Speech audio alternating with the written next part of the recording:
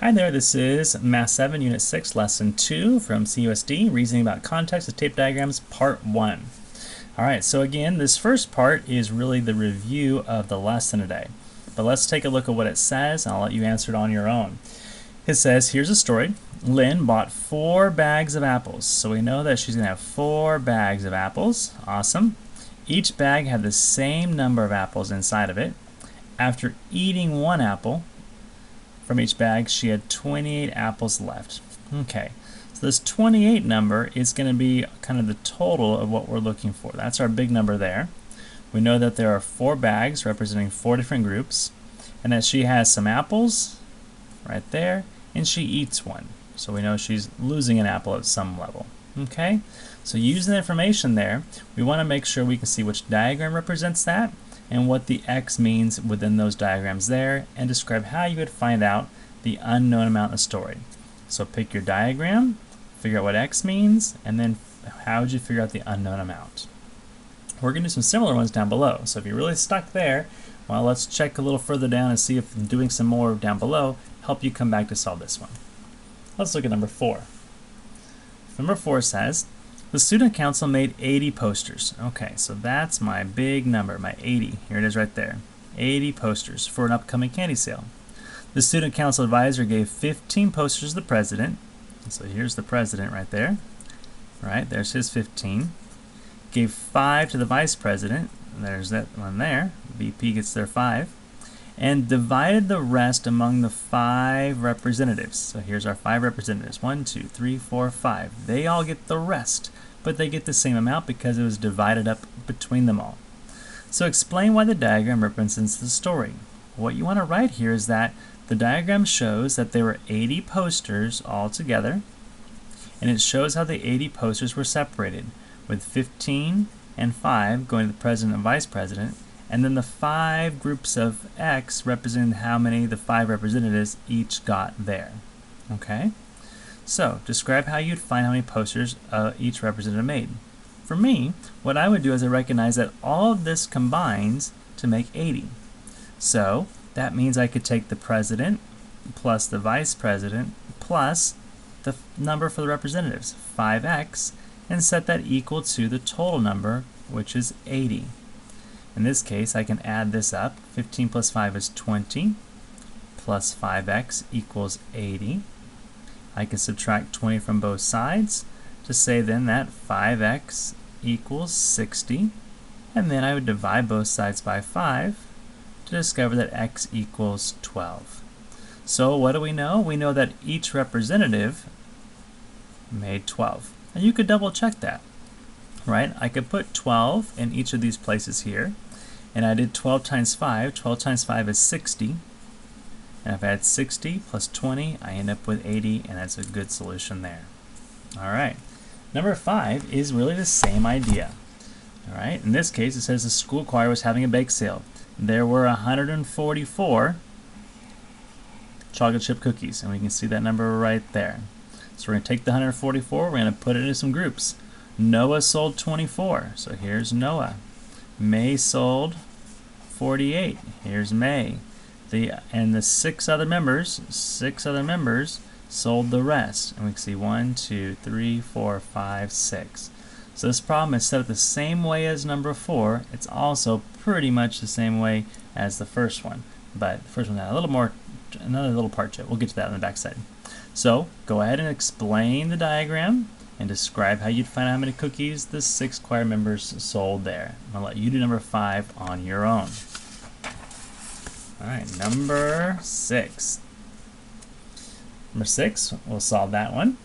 It says, Lynn's teacher's putting together bags of items to use in a lesson. She puts in 6 yellow cards and X blue cards in each of the bags, and she's making 4 bags.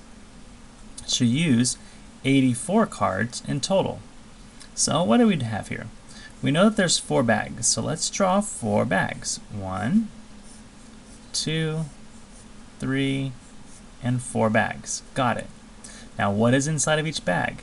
There are 6 yellow cards and X blue cards.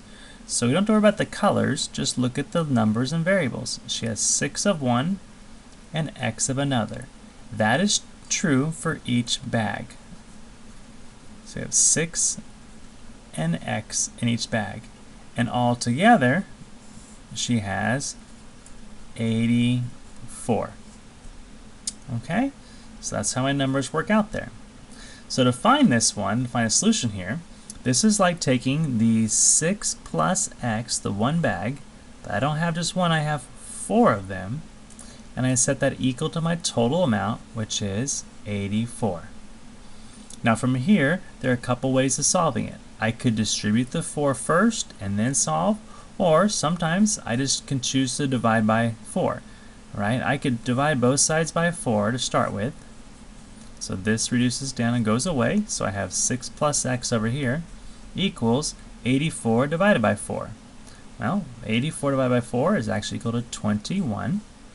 Then I would subtract 6 from both sides. That becomes a 0. So X equals 15.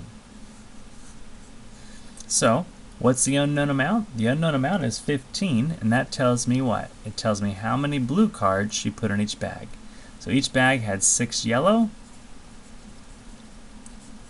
and it had 15 blue, for a total of 21 in each bag, times the 4 bags gave you 84. So kind of working with what you found out back to where you started. All right, number 7. I'm going to walk you through this one, but let you solve it on your own. It says there are 150 seats in a theater, so that's kind of like our total amount. That's our big number there. The seating in the theater is divided into three identical sections. So those are our 3 blocks there, right? Each section has what? 20 new seats and some X number of old seats. So these are going to fit inside of those, but they're going to fit inside each of them for a total of 150. So draw a tape diagram and describe how you'd solve it. Alright, looking at some review stuff down here. Alright, for the first one we have 47 minus a minus 12. This becomes the same as writing 47 plus 12. And 47 plus 12 is equal to 59. Here we're going to divide, but dividing by fraction means to what? We're going to multiply by the reciprocal. It's still a negative, so don't forget that negative there. And now when I multiply, I have 1 times negative 7 is negative 7. Over 4 times 4 is 16. Over here, we're just multiplying. So we can also reduce. So negative 4 times 1 is negative 4. And 1 times 6 is 6. I can leave it that, or I can reduce that down and say it's negative 2/3. Probably better to reduce. Down over here, same idea. You're going to do some addition and subtraction of integers. Over here, same idea. Notice that the signs are the same. And here we're going to multiply a negative times a positive. And so multiply that out, and I'll let you do those ones there. These are ones you should try to do without a calculator, okay? Make sure you can do that without a calculator. And finally, the last one section here, it says use the word discount, deposit, or withdrawal. So we're really just saying, do you know what those words mean? Claire put $100 into her bank account, so she's putting $100 into it. Priya bought a new bracelet for less than usual because it was on sale. And Jada took $40 out of her bank account. So $100 in, on sale, $40 out. Which of those terms is matching with those 3 words there? So use the words, fill it in. There you go. Have a great day, and we'll see you next time.